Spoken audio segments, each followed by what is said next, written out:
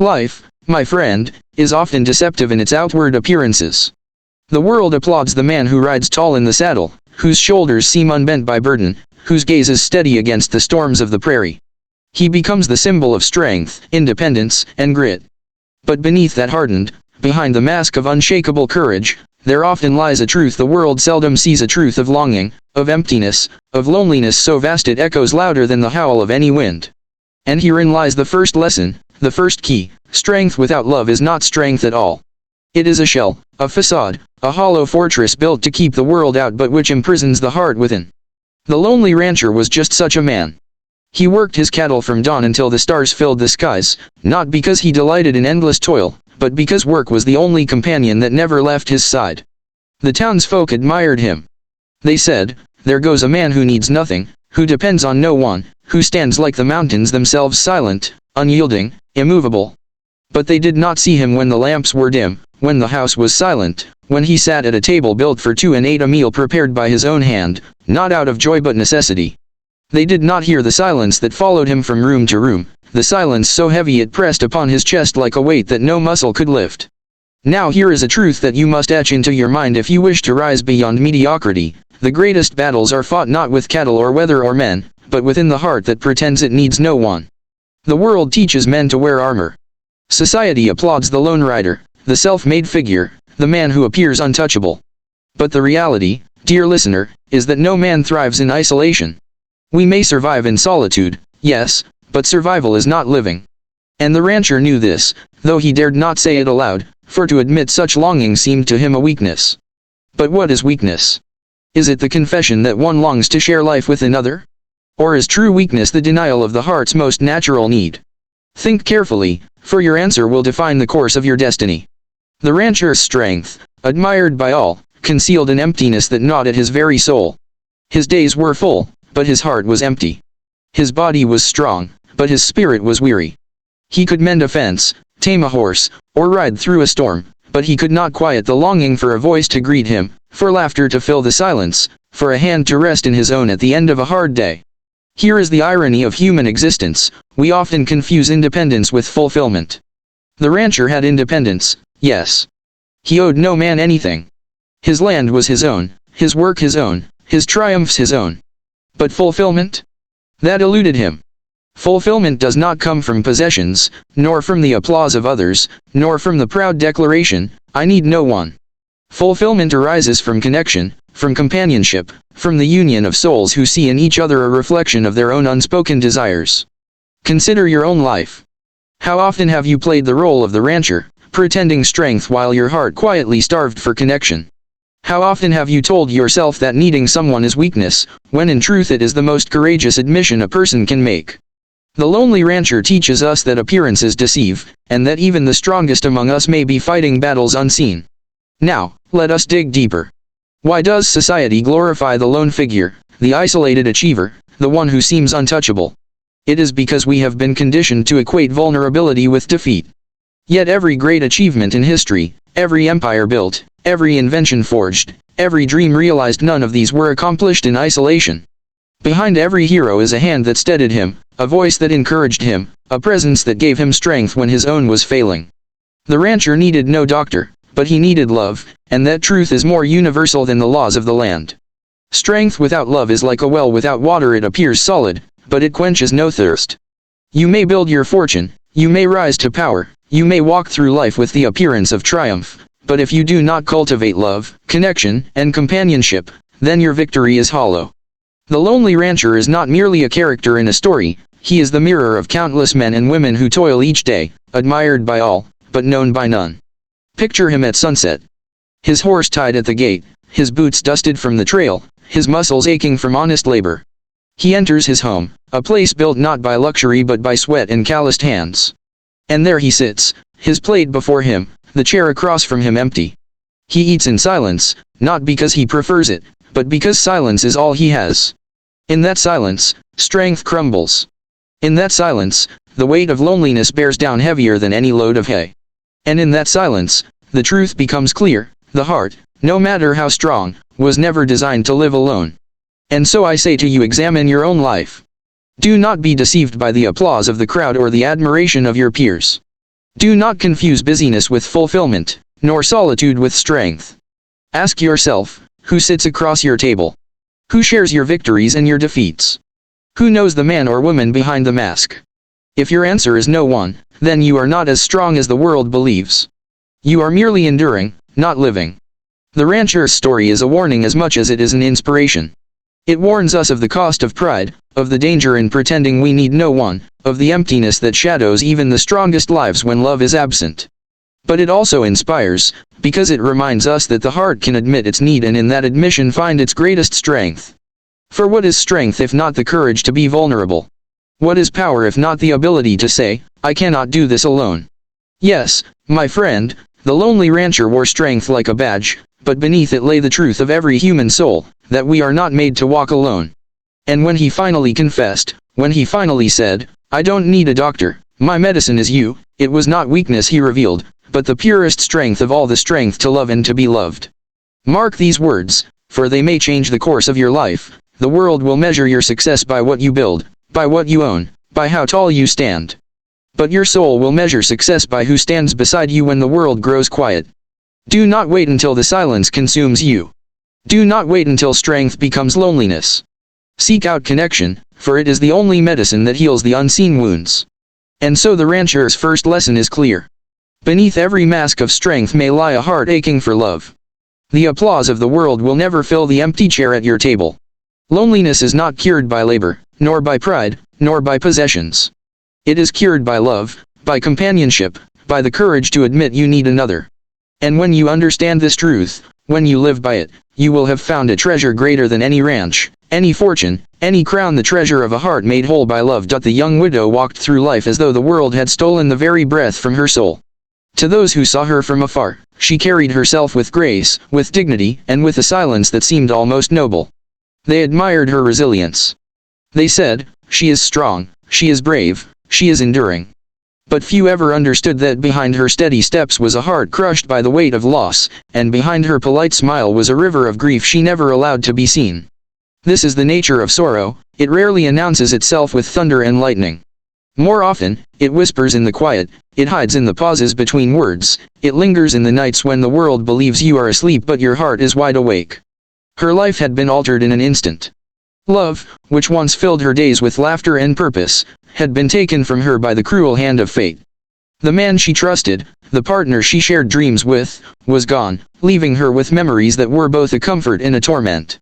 For when you love deeply, memories become double-edged. They remind you of joy, but they also carve open the wound of what you have lost. And so she moved through life carrying a burden no one could see. To the world, she appeared whole. To herself, she was fractured. Now, here is the truth that every person must grasp if they wish to understand the depth of human strength. Sorrow does not weaken a soul, it tests it. And in that test lies the opportunity to discover the greatest power within yourself. The young widow's grief was not a sign of her weakness, it was evidence of her capacity to love so deeply that her very being was shaken by its absence. The world often misunderstands this. Society applauds those who hide their pain, who keep moving forward as though nothing has touched them. But I say to you, the one who feels deeply, who suffers openly, who bears scars upon their heart, such a one is far stronger than the person who hides behind pretense. Consider the young widow's silence. She did not weep openly in the town square, nor did she cry out for pity. Instead, she carried her sorrow like a shadow that followed her wherever she went. And yet, within that silence, there was immense discipline. Do you know how much strength it takes to rise from your bed each morning when your heart tells you there is no reason to go on? Do you know how much courage it requires to smile at others when your spirit is crushed inside? That is not weakness, that is mastery over one's own suffering. That is endurance at its highest form. But endurance, my friend, is not the same as healing. A person can endure for years, for decades, moving through life as a ghost of themselves, present in body but absent in spirit. The widow endured. She did what life demanded of her. She maintained appearances, she continued her tasks, she lived in the eyes of others. But inside, she was surviving, not thriving. And here lies the danger of unspoken grief. It convinces the world you are fine while quietly eating away at your soul. Let us pause and reflect, for this lesson is not hers alone, it is ours. How many among us walk each day carrying wounds invisible to the eye? How many greet the world with politeness while their heart screams in silence? How many live not out of joy but out of duty, rising each day because they must, not because they desire to. And how many are mistaken for being strong simply because they refuse to let their sorrow spill out in public. The young widow is not a character of fiction, she is the reflection of every man and woman who has endured heartbreak and chosen silence as their shield. Yet, within her grief lay a paradox. Though her heart was broken, though she feared love would betray her again, she still longed for it in the secret corners of her soul. She feared opening her heart, but she also feared the endless echo of loneliness. And herein lies the cruel test of grief. It builds walls around the heart to protect it from further pain, but those same walls become prisons that keep out the very love that could heal. The widow's silence was not only grief, it was also fear. Fear that if she loved again, she would lose again. Fear that opening her heart would invite not joy but tragedy. And fear, my friend, is the greatest thief of destiny. It convinces us to remain where we are, to accept survival instead of pursuit, to lock away our deepest desires in the name of safety. But safety without love is not life, it is existence. The widow was alive, but she was not living. This is why the rancher's words would one day strike her heart like a bell that wakes the soul. I don't need a doctor, my medicine is you. To a woman who had hidden her grief so long, to a woman who had believed her heart too fragile to risk again, those words were not merely affection, they were liberation. They reminded her that she was not merely a widow defined by loss, but a woman still capable of giving and receiving love. Now let us draw the lesson that you, too, must apply to your life. When sorrow enters your world, it will tempt you to close your heart forever. It will whisper that it is safer to remain alone than to risk the pain of loss again. But if you accept that lie, you will forfeit the very purpose of your existence. For what is life without love? What is survival without joy? The widow's story teaches us that grief is not meant to imprison you, it is meant to refine you, to deepen your understanding of what love truly means. When a heart has been broken, it becomes more capable of compassion, more sensitive to the pain of others, more appreciative of the beauty of love when it finally returns. Do not despise your scars, for they are proof that you have lived, that you have loved, that you have felt something powerful enough to wound you. The widow's scars did not make her unworthy, they made her priceless. They gave her the ability to meet the rancher not with shallow affection, but with a love forged in the fire of loss and tempered in the silence of endurance. And so, I tell you this truth, grief may mark the end of one story, but it is also the beginning of another. The young widow's silent sorrow was not the final chapter of her life, it was the soil in which a new love would one day grow. But she had to first recognize that silence was not strength, that survival was not enough, and that love was not her enemy but her salvation. Let us never mistake the outward image of strength for the inner reality of the soul. The widow appeared strong, but her strength was not in her silence. Her true strength was in her ability to rise each day despite her pain, to keep walking until the day love found her again. That is the kind of strength that transforms grief into wisdom, fear into courage, and loneliness into love. So I say to you, if you carry sorrow in your heart, do not let it become your prison. Do not let fear rob you of the chance to love again. Your scars are not chains, they are the very evidence that you are still alive, still capable of giving, still worthy of receiving. The widow's silent grief teaches us that endurance without hope is bondage, but endurance with hope is the pathway to rebirth. And when love comes knocking, as it did for her, do not turn it away because of the past. Do not let yesterday's pain steal tomorrow's joy. Open the door, and let love remind you that you were never meant to live in silence. For in the end, the only medicine for grief is not time, not duty, not survival. The only true medicine is love. Life often disguises its greatest gifts in the garments of the ordinary. Men search for miracles in the skies, in wealth, in the loud declarations of fate, but seldom do they realize that destiny most often comes quietly, in moments so simple they seem almost accidental. Such was the case when the lonely rancher and the young widow first met, when their lives brushed against one another not with grandeur or spectacle, but with a simplicity that only the wise can recognize as the hand of providence. Their connection was not forged in lightning, it was born in silence, in the common rhythms of daily life, and yet it carried within it the seeds of transformation more powerful than any storm. The rancher, as we know, was a man of solitude. His life was defined by long days of labor, of feeding cattle, of mending fences, of waking before the sun rose and resting long after it had set. His world was vast but empty, filled with earth and sky but lacking in companionship. The widow, by contrast, carried her grief like a hidden flame burning her silently from within but never shown openly to others. She busied herself with errands, with small tasks, with polite exchanges that masked the hollowness of her heart. To the world, they were two separate souls, walking separate paths. But destiny, my friend, has no respect for such divisions. It weaves lives together when the moment is ripe, and when it does, even the simplest of encounters becomes extraordinary. It began with a glance. Imagine them meeting at the market, he, with weathered hands selecting supplies for his ranch, she, with careful eyes scanning what she needed for her home. Their eyes met not in passion, not in expectation, but in recognition. Recognition of something unspoken, something ancient, something that lies dormant in every human soul, the recognition of loneliness in another. You see, when two people have known sorrow, they can recognize it in a single look, even when no words are spoken. The widow saw in his eyes the quiet ache she carried in her own. And he, in that same glance, saw the shadow of grief he knew all too well from his own silence. It was not romance yet, not love at first sight as poets might describe, but it was connection, and that connection was real. The world often teaches us to chase after love with fireworks, with grand gestures, with bold proclamations. But the truth, the deeper truth, is that real connection rarely arrives in noise. It comes in stillness, in quiet exchanges, in the simple awareness that someone sees you, not the mask you wear, not the strength you pretend to have, but the real you beneath it all. That is what the widow and the rancher discovered in each other. And herein lies a great lesson for all who seek meaning in life: do not overlook the simple, for it is in the simple that the eternal often hides. Consider how their conversations unfolded. They were not filled with dazzling wit or rehearsed lines. Instead, they spoke of small things: the weather, the crops, the daily burdens of life. But beneath those words, a bond was forming. Why? Because sincerity, no matter how ordinary, builds trust. The rancher did not seek to impress her with tales of wealth or power.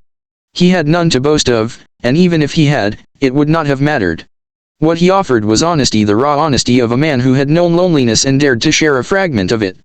The widow, likewise, did not pretend to be more than she was. She did not mask her sorrow behind false cheer. She allowed silence to linger between them, and in that silence, their connection deepened. Now pause and reflect upon your own life. How often do we overlook the people around us because we expect something extraordinary? How often do we chase after the spectacular, blind to the simple moments that hold the greatest significance? Perhaps your destiny is not hidden in a far-off land, not locked away in riches or achievements, but standing quietly beside you in the form of a connection so ordinary you dismiss it. Learn from the widow and the rancher: what seems ordinary today may be the seed of your greatest tomorrow. But let us go deeper. Why did their connection matter so profoundly? It mattered because it was rooted in truth.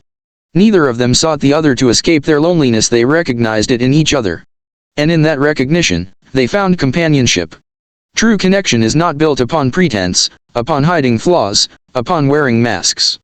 It is built when two souls dare to be seen as they are, scarred, imperfect, but willing. The widow did not need a hero to rescue her from sorrow. She needed a man who understood it. The rancher did not need a flawless woman to adorn his life. He needed a heart that could share in the silence without judgment. Their unexpected bond was not about filling roles, it was about acknowledging truth. And here is a principle that Napoleon Hill himself would demand you carve into your mind: success in life, whether in love, in work, or in the pursuit of happiness, rests upon the power of genuine connection.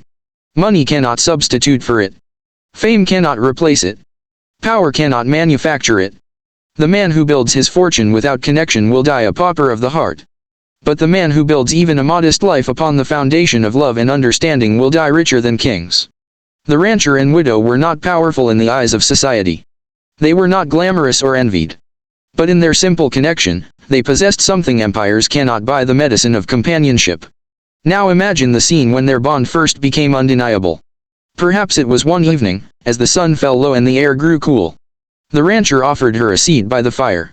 They spoke little. Words were not necessary.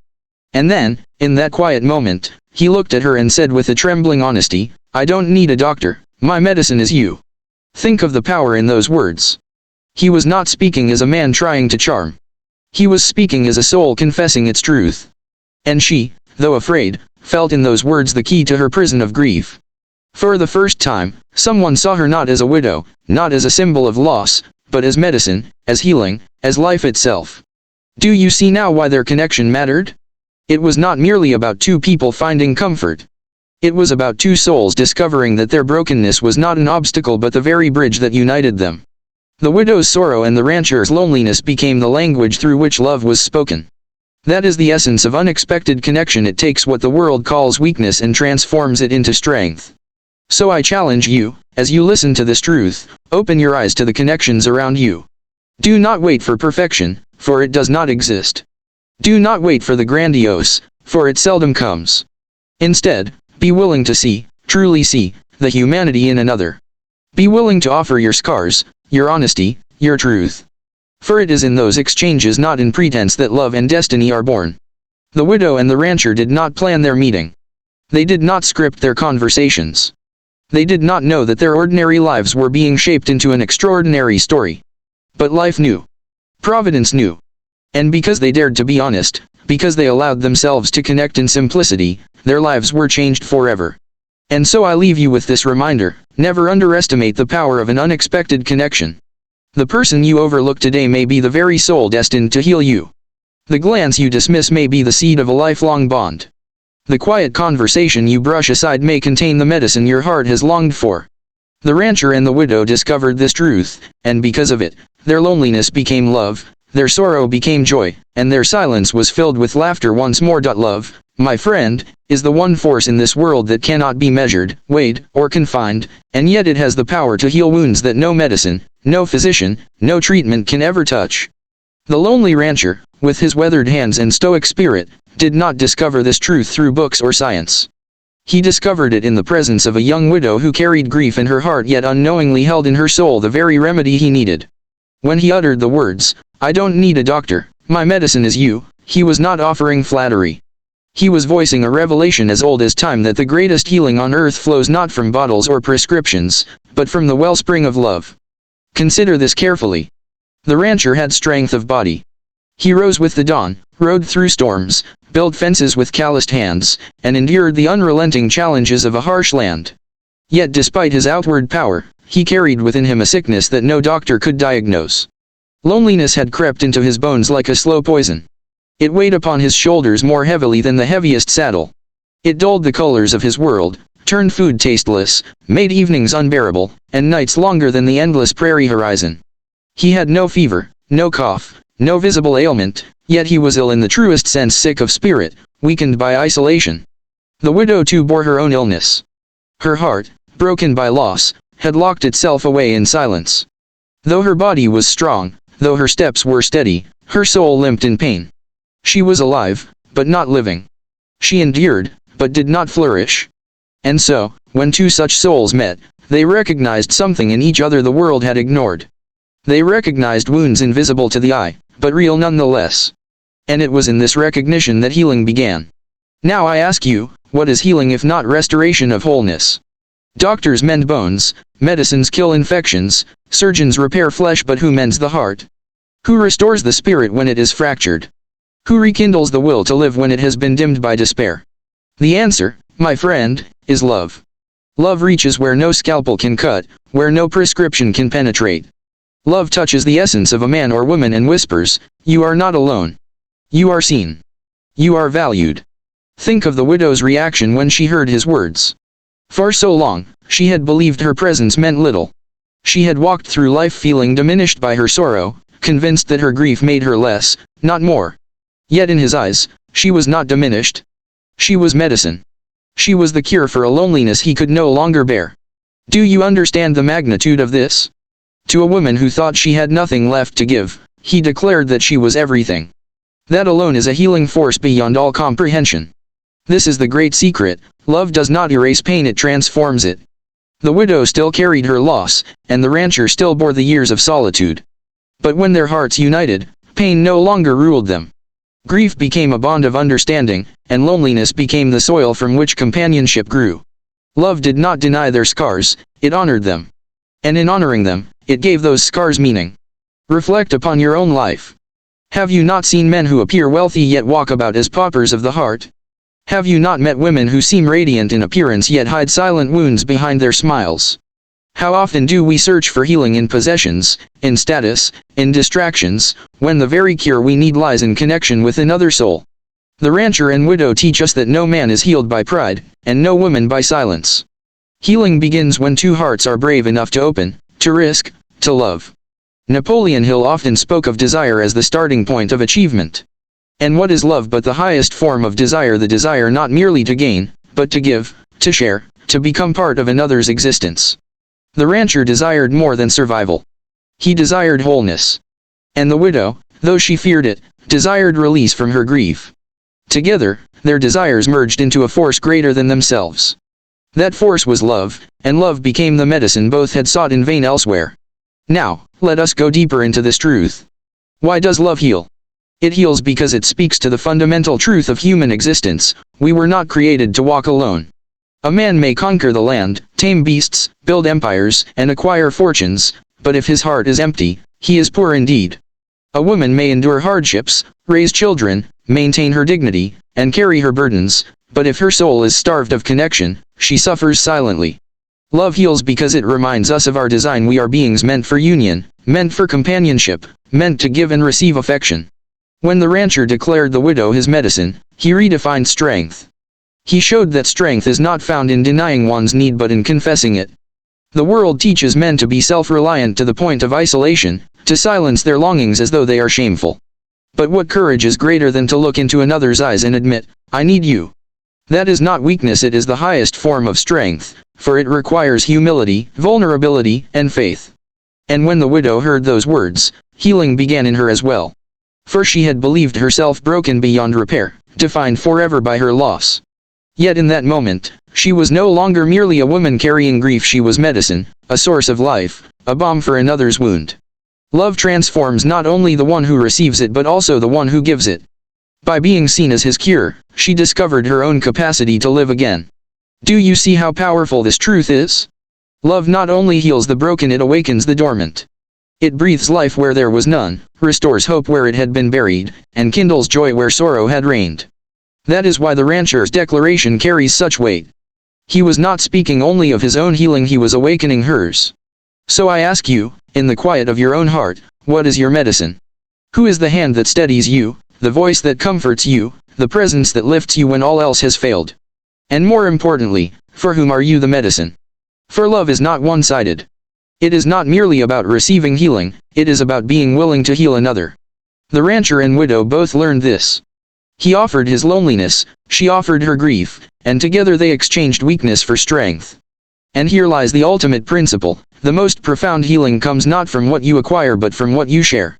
Share your time, and you will heal another's loneliness. Share your kindness, and you will mend another's despair. Share your love, and you will not only restore another, you will restore yourself. That is the paradox of love: the more you give, the more whole you become. The lonely rancher and the grieving widow became each other's medicine not because they were perfect, but because they were willing. They were willing to admit their wounds, to risk their hearts, to step beyond fear and into the possibility of love. That willingness transformed them, and it is the same willingness that can transform you. Do not wait for a doctor to heal what only love can cure. Do not spend your days chasing remedies that cannot touch the soul. Instead, look around you. Look into the eyes of those who cross your path. Somewhere, perhaps closer than you think, is the medicine your heart has longed for. And remember, just as the rancher discovered, you may also be the medicine someone else is waiting for. So when you rise tomorrow, rise with this truth engraved upon your soul: love is the greatest physician, and connection the most powerful cure. All else is temporary, but love heals eternally. Hope, my friend, is the quiet flame that refuses to be extinguished, even when the winds of sorrow and despair howl their loudest. It is that small but unyielding light that continues to glow when the night seems endless. And when hope is rekindled after heartbreak, it is not the fragile, trembling flame it once was. No, it becomes a fire stronger than steel, brighter than dawn, and more enduring than the very pain that tried to snuff it out. The lonely rancher and the young widow both believed their hope was gone. He had surrendered to loneliness, convinced that his life would be spent in solitude, tending cattle, and mending fences with no one to share his laughter or his burdens. She, the widow, had buried her dreams with her husband. She thought love was a chapter permanently closed, that her future was to endure quietly, never again to risk her heart. Yet life, in its mysterious wisdom, brought these two wounded souls together, and in their meeting, something remarkable happened: hope rose again. It is one thing to live with hope when life is easy. It is another to rediscover hope when you have tasted loss, when you have cried into your pillow at midnight, when you have felt the sting of dreams turned to ashes. That is the deeper kind of hope I speak of, the hope that comes after heartbreak. It is a hope forged in fire, tested by pain, and strengthened by tears. And it was this kind of hope that transformed the widow and the rancher.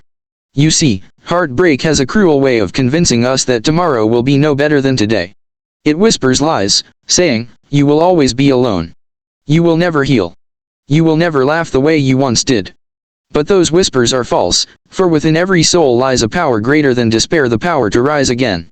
The widow did not know she still possessed this power until she met the rancher. The rancher did not know he still had the capacity to love until he looked into her eyes. What they discovered was that heartbreak had not destroyed them, it had prepared them.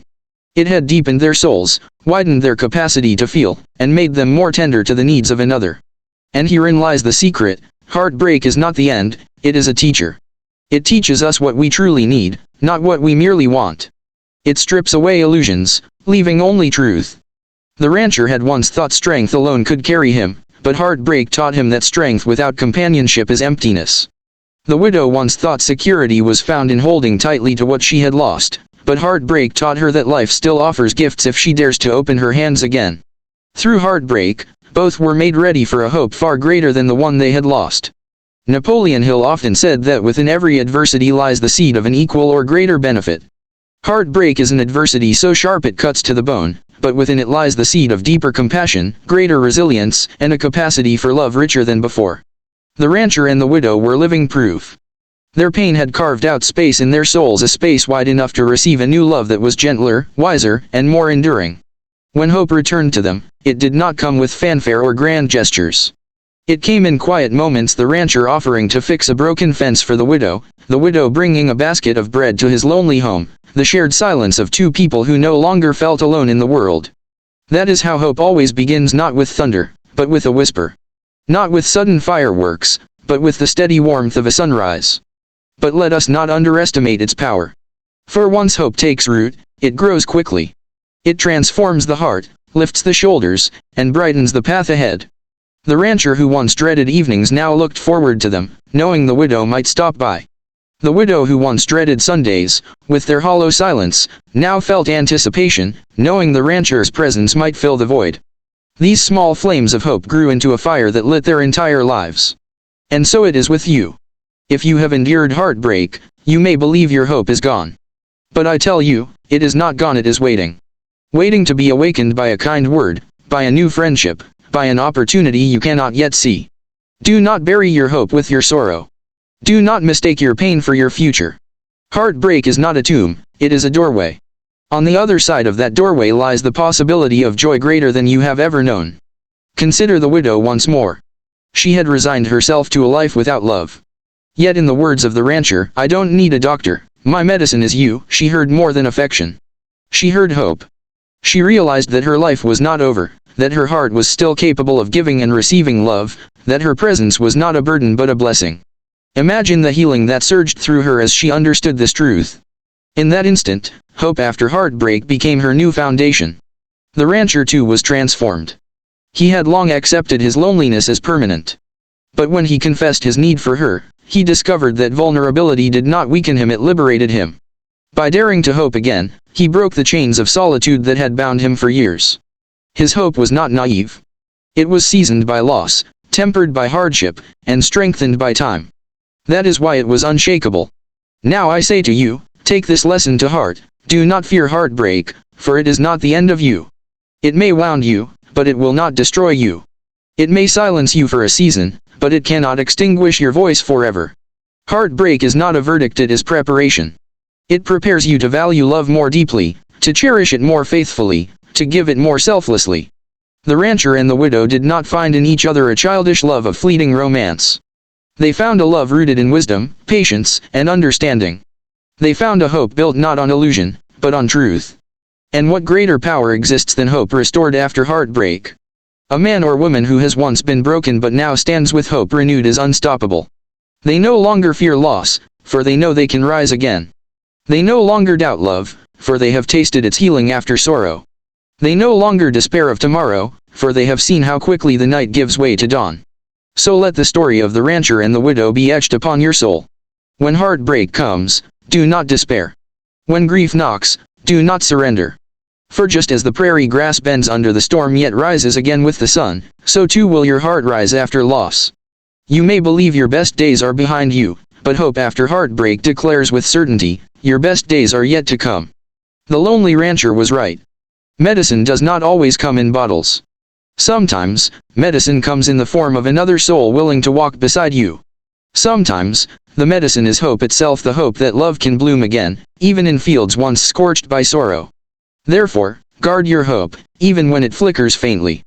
Protect it as you would a fragile seed, for within that seed lies the promise of a future you cannot yet imagine. And when life brings you another chance, do not shrink back in fear of heartbreak. Embrace it with courage, knowing that every past wound has only made you stronger, deeper, and more capable of love. Hope after heartbreak is the strongest hope of all. It is the kind of hope that built nations, restored broken families, lifted the weary, and gave meaning to suffering. It is the kind of hope that turns widows into healers and lonely men into lovers. It is the hope that turns despair into destiny. Yes, heartbreak may visit you, but it cannot stay forever. Hope will return, and when it does, it will make you whole again. Just as it did for the widow. Just as it did for the rancher. And just as it can, and will, for you. There is a truth so profound, so timeless, that it transcends every culture, every era, every boundary of race, wealth, or circumstance. It is a truth written not in ink, but in the hearts of men and women since the dawn of creation. That truth is this: love is the greatest cure known to humankind. No matter how advanced our sciences become, no matter how many inventions we create, no matter how vast the libraries of knowledge we build, nothing heals the broken heart, the weary soul, and the lonely spirit as love does. The story of the lonely rancher and the young widow is not simply a tale of two people finding comfort in each other. It is a living illustration of this universal law. The rancher, hardened by years of solitude, carried wounds invisible to the eye. His body was strong, but his heart was frail.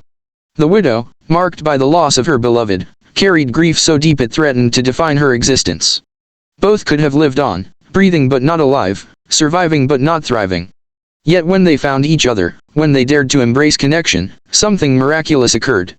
Healing flowed not from medicine, not from wealth, not from status, but from love. Let us examine this principle closely. Why is love the greatest cure? Because love speaks directly to the essence of who we are. We are not machines made of mere parts, we are beings of spirit, mind, and emotion. A machine needs oil, a plant needs water, but a human soul needs love. When deprived of it, the strongest man falters, the most brilliant mind darkens, the most radiant woman fades. Yet when bathed in love, even the weakest among us finds strength, the broken finds courage, and the hopeless finds vision. Look at history, and you will see this principle proven time and again. Empires rose and fell, fortunes were gained and lost, inventions came and went, but the stories that endure, the ones that touch us still, are stories of love. Love between friends who stood through adversity. Love between parents and children. Love between man and woman who saw in each other the key to their own healing. For love, unlike all else, is eternal. It cannot be destroyed, it cannot be bought, it cannot be contained. It can only be given and received freely, and in that exchange lies its power to cure. Consider the rancher's words: "I don't need a doctor, my medicine is you." He was not dismissing the value of physicians. He was acknowledging that the ailment within him was not of the body but of the spirit. And the only cure for such a wound is love. Medicine can mend bones, but it cannot soothe loneliness. Surgery can repair flesh, but it cannot fill an empty home. Wealth can purchase comforts, but it cannot purchase meaning. Only love reaches into the hidden chambers of the human heart and breathes life where there was only silence. The widow, too, discovered this truth. She had carried her pain as though it were permanent, believing that love was a chapter closed forever. Yet when the rancher saw her not as a broken woman but as a healer of his soul, her heart awakened. In giving him love, she herself was healed. This is the beauty of love's cure: it heals not only the receiver but also the giver. A kind word lifts both the one who speaks it and the one who hears it. A touch of compassion comforts both the hand that offers and the hand that receives. Napoleon Hill often declared that every adversity carries within it the seed of an equal or greater benefit. Love is that seed's greatest expression. Heartbreak, grief, loneliness, these are adversities so common that no life escapes them.